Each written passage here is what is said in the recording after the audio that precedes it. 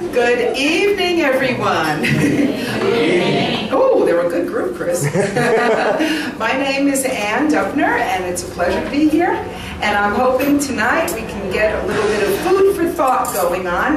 Everybody has a copy of this handout. And Chris, I guess at the end, everyone who's watching this, we will make sure that we show all the handouts so everyone can read those as well. So when you want to see it again, or if you want someone else to see it, they'll know exactly what we're talking about.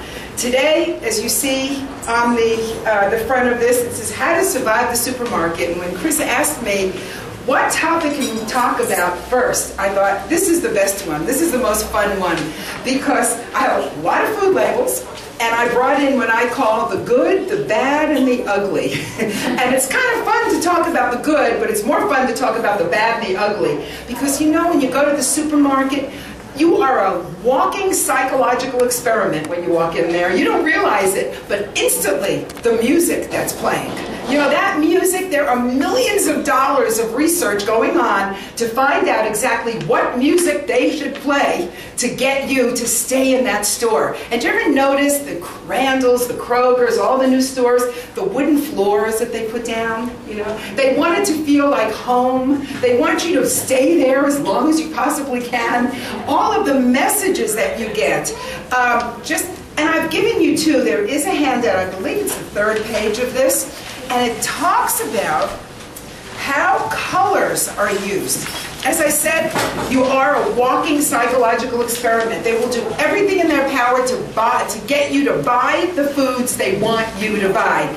The way they position things on the labels, too. Did you ever notice years ago you could buy soup, and if you want the chicken noodle soup, you just look A through Z, you know, on the shelf, and then you look for the C, and then you find C, chicken noodle soup.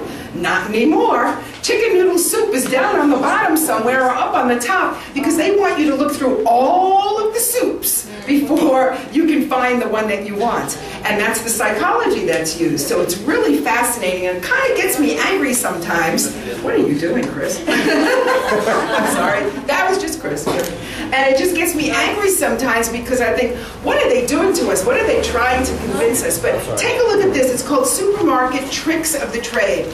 And you can look and see the color. Color has an amazing, amazing effect on what you buy.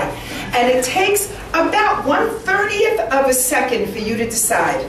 So we're gonna have a water break. We're gonna have a water break. Okay, we're gonna have I think